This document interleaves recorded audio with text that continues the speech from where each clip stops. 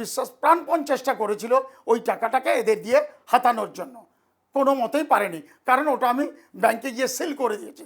সেই সময় ইন্ডাস্ট্রিতে কোনো গণ্ডগোল ছিল না, কোনো রাজনৈতিক দলের আখড়াও ছিল না, কেউ ঢুকতো না। আজকাল মন্দিরটাকে এই অরূপ স্বরূপ বিশ্বাস ছন্ন ছাড়া করে দিয়ে গেছে, শেষ করে দিয়ে গেছে। মানে যদি মৃত্যুর পরে যদি যে কোপেন বক্সটা হয় না, তার লাস্ট প্যারেডটাও মেরে দিয়ে গেছে। ফেডারেশনকে মাত্র ও ফেডারেশনের নাম করে করে টাকাগুলোকে কালেক্ট করতো, বেশ কিছু তার চামচা বেলচা তৈরি করে ফেলেছে, তারাই মাস্তানি করতো, যেটা সিন্ডিকেট করছে স্বরূপ। আমি সেদিনও বলেছি, আজকে নয়, আজকে স্বরূপ জেলে আছে। মানে ইন্ডাস্ট্রিটা অরূপের কেনা, ওর কেনা জমিদারি, ও বললে তবে সেখানে কথা বলা হবে। ইন্ডাস্ট্রির সমস্যা নিয়ে উনি কোনোদিন দেখেননি, সমস্যা বাড়িয়ে গেছেন স্বরূপকে দিয়ে, অরূপকে দিয়ে। আজ শুনুন eastern India motion pictures director association এই EIMPDA গোটা সংস্থাকেই কিভাবে আস্তে আস্তে গ্রাস করেছিল অরূপ স্বরূপ বিশ্বাস ভ্রাতৃদ্বয়।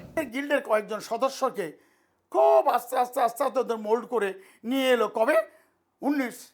2019-এ। কারণ 2019-এ তখন কোভিড শুরু হয়েছে, চারিদিকে সব বন্ধ। এই সময় বলল তোমরা বেরিয়ে এসো। ওরা বেরোবে বলতে ধান্দা হচ্ছে আমার সংগঠনে আমাদের নিজস্ব কোনো জায়গা নেই। ওরা এসে বলল যে সবাইকে স্টুডিওর থেকে ঘরদর বার করে দিতে হবে। তখন ডাইরেক্ট আমাদের কিছু বলেনি, এই মাউথ একটা প্রপাগান্ডা শুরু করলো। দেখছি অনেকে টুকটুক টুকটুক করে যাদের নিউ থিয়েটার্সের অফিস ছিল সবাই আস্তে আস্তে বেরোতে আরম্ভ করলো। আমি বললাম না, আমাদের আসছে। আমরাও চিন্তা ভাবনা করলাম যে কিছু আর্থিক সঙ্গতি, প্রত্যেক মেম্বারদের এই টুকটুক করে 350 টাকা করে চাঁদা তুলে সেই টাকাকে মানে একেবারে কী বলো কার্পণ্যের মতো আগলে রেখে আমি চেষ্টা করলাম যে একটা যদি নিজস্ব ঘর সংগঠনের হয় তাহলে খুব ভালো হয়। যদি ওরা এরকম করে আমরা বেরিয়ে যাব। কিন্তু আমাদের বেরোবার আগেই ওরা কী করলো, রামলাল নন্দী আমাদের যখন এইরকম একটা গণ্ডগোল চলছে, ওখান থেকে আমাদের যে অ্যাসোসিয়েশন সেটা তখন তো বন্ধ 2019-এ। তো ও কী করলো, সঙ্গে সঙ্গে এই সময় আমাদের ঘরে গিয়ে তালা লাগিয়ে দিল। আমি খবর পেয়ে গেলাম, রামবাবুকে জিজ্ঞেস করলাম, বললেন আমরা কাউকেই খুলতে দেবো না। বললাম আমরা কেউ খুলছি না, আমরা আসছি না তো কোভিডের মধ্যে। হ্যাঁ না, আপনারা ঘর দেখুন, এখান থেকে সব জিনিস সরিয়ে নেবেন। আলাম আমাদের একটা কেস চলছে কোর্টে। হ্যাঁ, এই স্বরূপ বিশ্বাস যা এদের বার করে নিয়ে গেছে, নিয়ে গিয়ে ওদের দিয়ে একটা নোংরামি শুরু করেছে, একটা কেস হয়েছে। কেসটা না মিটলে আমি মালপত্র কোথায় নিয়ে যাব আপনি রাখুন। হঠাৎ একদিন রাতের অন্ধকারে বলুন, দিনের বেলা বলুন, ভোরের বেলা বলুন, স্টুডিও থেকে মালপত্র ওদের হাতেই তুলে দেয়, সমস্ত মালপত্র বেরিয়ে যায়। তার জন্য রামবাবুর এগেনস্টে আমার কেস হয়েছে। সুপ্রিম কোর্টের অর্ডার অনুযায়ী এই ঘর আমরা আজকে 50-60 বছর ব্যবহার করছি, এই ঘর থেকে সে তুলে দিতে পারে না কোনোভাবে। 21 লক্ষ টাকা আমাদের সংগঠনে রয়েছে। সেই সংগঠনের যে টাকা, সেই টাকাটা এরা লুট করার জন্য যেভাবেই হোক এদের দিয়ে লুট করার জন্য ওরা ব্যবস্থা করে ফেলল। কিভাবে ব্যবস্থা? তৎকালীন আমাদের মানে সংগঠনের সভাপতি বিষ্ণু পাল চৌধুরী, হ্যাঁ, জননী সিরিয়াল করেছিলেন, আপনাদের অনেকেরই জানা। যাই হোক, সে ছিল প্রেসিডেন্ট। ও আমার থেকে বয়সে ছোট। আমি বিষ্ণুকে সব বলেছিলাম যে এই চলছে, তুই দুমদাম কিছু করিস না। কিন্তু বিষ্ণুকে একটু মদ্যপ আসরে বসিয়ে এ করে একটা 35,000 টাকার চেক ওরা লিখে নেয়। 3 দিন পরে বিষ্ণু আমাকে নিজেই বলল, বিমল আমি একটা ভুল করে ফেলেছি। হ্যাঁ, ওরা এইভাবে আমার সঙ্গে বসে আসরে বসে এই করে আমার কাছ থেকে 35,000 টাকার একটা চেক লিখে নিয়েছে। আমার কাছে রয়েছে আমাদের সংগঠনের অরিজিনাল সার্টিফিকেট। প্রতি বছর আমি রিনিউ করছি, এবছরও আমার রিনিউ হয়ে গেছে। 2026-এ আমার রিনিউয়াল কমপ্লিট। আপনাদের বলছিলাম যে বিষ্ণু পাল চৌধুরী তার মৃত্যুর আগে, বেশ কিছুদিন আগে, ও আমাকে চিঠি লিখে জানিয়ে যায়। আমি যারা এফিডেভিট করে রেখে দিয়েছি, কোর্টেও জমা দিয়েছি। এই তিনি লিখে গেছেন যে বিমল আমি প্রচণ্ড ভুল করেছি, এরা ভালো লোক নয়, একদমই ভালো লোক নয়। একদম নাম করে, নাম উল্লেখ করে তিনি দিয়ে গেছেন যে ওরা ভালো লোক নয়। এইবার আমাকে বুঝতে হলো যে সংগঠন কোন লেভেলে গিয়ে পৌঁছাচ্ছে। এইবার স্বরূপ বিশ্বাস প্রাণপণ চেষ্টা করেছিল ওই টাকাটাকে এদের দিয়ে হাতানোর জন্য, কোনো মতেই পারেনি, কারণ ওটা আমি ব্যাংকে গিয়ে সিল করে দিয়েছি। আমি জেনারেল সেক্রেটারি, আমি গিয়ে ওটাকে সিল করে দিয়েছি। সিল করার পরে ওটা পড়ে রয়েছে, এখন ডরমেন্টারি হয়ে পড়ে রয়েছে। টাকাটা এখনও কেউ হাত দিতে পারেনি। সংসার বলতে আমার এই ইন্ডাস্ট্রি, সংসার বলতেই আমার এই টেকনিশিয়ানরা, আজও পুরনো যারা টেকনিশিয়ান ইন্ডাস্ট্রিতে আছেন প্রত্যেকে আমাকে ভালোবাসেন, কারণ আমি ফেডারেশনের সেক্রেটারি ছিলাম, ওয়ার্কিং প্রেসিডেন্ট ছিলাম। সেই সময় ইন্ডাস্ট্রিতে কোনো গণ্ডগোল ছিল না, কোনো রাজনৈতিক দলের আখড়াও ছিল না, কেউ ঢুকতো না। আজকের মন্দিরটাকে এই অরূপ স্বরূপ বিশ্বাস ছন্ন ছাড়া করে দিয়ে গেছে, শেষ করে দিয়ে গেছে। মানে যদি মৃত্যুর পরে যদি যে কোপেন বক্সটা হয় না, তার লাস্ট প্যারেডটাও মেরে দিয়ে গেছে। কেন থ্রেড কালচার? আমি যখন সেক্রেটারি ছিলাম আমি দায়িত্ব নিয়ে বলতে পারছি, একটা টেকনিশিয়ান বলতে পারবে না যে বিমল দা এই টাকার বিনিময়ে এই কাজ করেছে, এক কাপ চা খেয়েছে বলুক দেখে কেউ। কাউকে বলতে সুযোগ দিইনি বা আমি করিও নি। প্রত্যেকটা টেকনিশিয়ান না, হ্যাঁ আমাদের মধ্যে একটা গণ্ডগোল হতো, সে একটা প্রসেস ছিল। কোনো টেকনিশিয়ান টাকা নেবে, প্রডিউসারের সঙ্গে টাকা নিয়ে গণ্ডগোল, কী টাকা? ওভারটাইমের টাকা। অর্থাৎ আমাদের একটা সিস্টেম ছিল যে আপনি 1 ঘন্টা ওভারটাইম করলেও আপনাকে 4 ঘন্টার পয়সা দিতে হবে, আপনি 2 ঘন্টা কাজ করলেও 4 ঘন্টার পয়সা দিতে হবে। তো আপনাকে শিফটের মধ্যে থাকতে হবে। আমাদের এখানে 8 ঘন্টা শিফট, 8 ঘন্টা হচ্ছে ব্রেক। কিন্তু স্বরূপের আমলে কিন্তু তার তো ঠিক উল্টো হতো। পুরো পুরো একদম একদম একদম। প্রডিউসারকে বলতো টাকা দিন, টেকনিশিয়ানকে বলতো তুমি টাকা দাও, তুমি কত টাকা পাবে? না আমি 5,000 পাবো।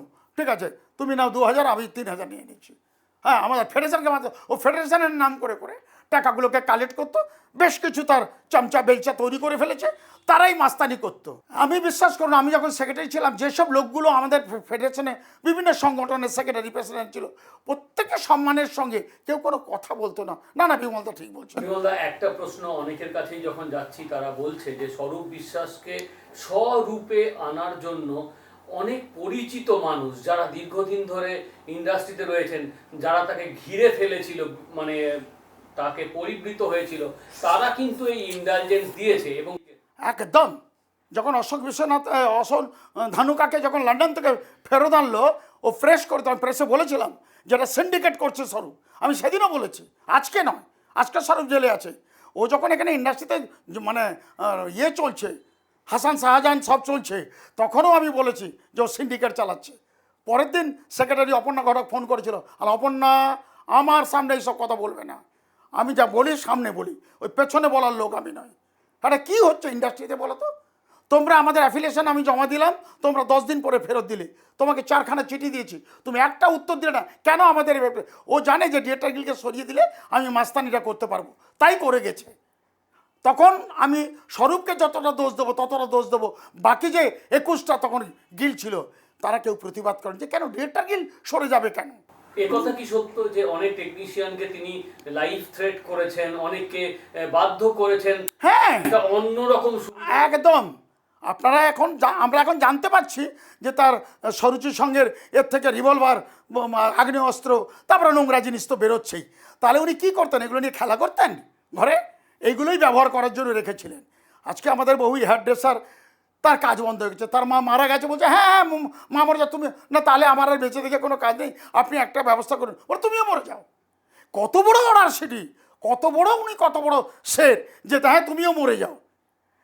উনি ইন্ডাস্ট্রি, আমি যদি বলি যে কোনো ট্রেডের, যে কোনো ট্রেডের ভুল বলছি, মানে যে কোনো আমাদের যে ক্রাফট ইউনিয়নগুলো আছে, কোনো একটা ক্রাফট ইউনিয়নের সমস্ত কাজকর্ম সে বলে দিক দেখি যে এইটা জানি। এক্ষেত্রে স্বরূপ বিশ্বাসকে পিছন থেকে মদত বা ইন্ধন জুগিয়ে গেছেন অরূপ বিশ্বাস। হ্যাঁ, সে তো 100 বার।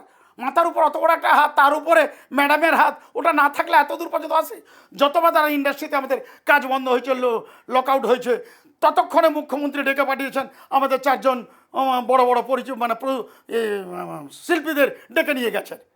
তার মধ্যে কখনো গৌতম গেছে, কখনো যায়নি। যাই হোক, গিয়েই বললো আমি ব্যবস্থা করছি, একটা কমিটি করে করো। ওই নামকা বাঁচতে ওই কাগজের ছবি উঠলো, কথা হলো, বাস ওখানেই শেষ। পরের দিন সব মানে লকআউট উঠে গেল। কিন্তু সমস্যা রয়ে গেছে আজও। সেই সমস্যা আমাদের সময় যেটা ছিল না, এটা তৈরি হয়েছে থ্রেড কালচার। অর্থাৎ আমার প্রয়োজন নেই, আমার একটা ট্রলি নেই, তাকে ট্রলি শেডিং নিতে হবে। আমি একটা গাছের বা একটা রাস্তার শট নিচ্ছি, করছি, হেয়ার ড্রেসার নিয়ে যেতে হবে কেন? রাস্তার চুল ছানবে না পান গাছের, আম গাছের করবে? এই ধরনের থ্রেড প্রচুর, জোর করে পাওয়া। যে ম্যান পাওয়ারগুলি কাজ করছে, আমি দায়িত্ব নিয়ে বলছি, তা স্বরূপ আমলে যেসব লোকজন ঢুকেছে, হয়তো যুগের পরিবর্তনের সঙ্গে কেউ কিছু কাজ শিখে গেছে বা জানছে, ম্যাক্সিমাম কাজ জানে না, টাকা দিয়ে কাজ হচ্ছে। যাও চলে যাও, তোমার তো কিছু করতে হবে না, গিয়ে বসে থাকো, টাকা পেয়ে যাবে সন্ধে বলে। আপনি কি এই বিষয়ে বিষয়টা মুখ্যমন্ত্রীর গোচরে বা তার সকাশে আনার চেষ্টা কখনো করেছিলেন বা করেও ব্যর্থ হয়েছেন বা করেছিলেন অথচ কোনো সদুত্তর পাননি, এটা কি আপনি বলতে পারেন? হ্যাঁ, নিশ্চয়ই। আমি তখন আমার প্রেসিডেন্ট ছিলেন আমাদের ডিরেক্টর অ্যাসোসিয়েশনের অশোক বিশ্বনাথন। ওকে নিয়ে আমি চারবার রাইটার্স বিল্ডিং বলছি, নবান্নতে গেছি। বসে বসে বসে বসে আলটিমেট ভেতর থেকে খবর হলো যে আপনাদের যে অ্যাপয়েন্টমেন্ট, আপনি যারা যা আসবেন সেই অ্যাপয়েন্টমেন্ট লেটারটা আপনারা আগে অরূপের কাছে পাঠাবেন, অরূপ ম্যাডামকে বলে অ্যাপয়েন্টমেন্ট করে দেবেন। এইভাবে সরাসরি এসে দেখা হবে না। চারবার আমরা এইভাবে ফিরে এসেছি। লাস্টবারে এটা শুনলাম, তার আগে কিন্তু শুনিনি। ম্যাডাম ব্যস্ত আছেন, আচ্ছা ঠিক আছে বসুন, দেখছি আমরা জানি ম্যাডাম ওখানে আছেন, উনি আমাদের সঙ্গে কথা বলেননি। যেহেতু অরূপ নেই তার মানে কিছু নেই, মানে ইন্ডাস্ট্রিটা অরূপের কেনা, ওর কেনা জমিদারি, ও বললে তবে সেখানে কথা বলা হবে। আমি বলেছি, আমি ম্যাডামের বাড়িতে অর্থাৎ মমতা ব্যানার্জির বাড়িতে দুবার ফুল যতটুকু সম্মানীয় যা কিছু নিয়ে দুবার দেখা করতে গিয়ে ওই ওদের ক্লার্কের হাতে দিয়ে চলে এসেছি, দেখা হয়নি, অথচ ম্যাডাম রয়েছেন। তো যাই হোক, উনি তো জানতেন না তা নয়, উনি সব জানতেন। না জানলে এই দেব বলুন, বুম্বা বলুন, মানে প্রসেনজিৎ, এরা সবাই আমার ছোট। যাই হোক, ওদের নিয়ে দাঁড়িয়ে ছবি তুলে উনি জানতেন ইন্ডাস্ট্রিতে একটা গণ্ডগোল হচ্ছে। একবারও কি তিনি চোখ দিয়ে বা একটু দায়িত্ব নিয়ে তিনি কি কিছু করেছেন? কোনো দিন না।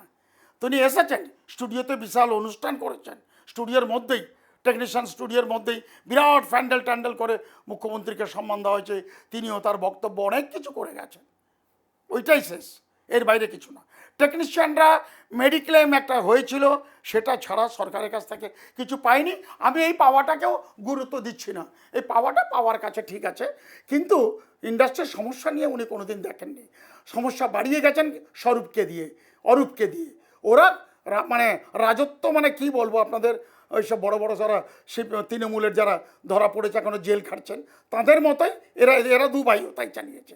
স্বরূপের কোনো ছিল না, কোনো দিক থেকে না, ওর কোনো রাজনৈতিক প্ল্যাটফর্ম ছিল না, কোনো কিছু না। ভেতর থেকে দাদার হাত, চলো। থ্রেডটা এমন সিনিয়র আর্টিস্টরা দাঁড়িয়ে চোখের জল ফেলেছে, কেঁদেছে, তাদের কাজ করতে দেয়নি, তারা কাজের জায়গা থেকে ফিরে এসেছে, এমন ঘটনা ঘটেছে। দেখেছে লন্ডন থেকে একটা শুটিং পার্টিকে ফেরত নিয়ে এলো, কত বড় ক্ষমতা না বলে লন্ডন থেকে একটা 40 জনের একটা ইউনিটকে ফেরত নিয়ে যাওয়া কত কঠিন আপনারা সবাই বুঝতে পারছেন, ফেরত নিয়ে আসাটা কতটা কঠিন।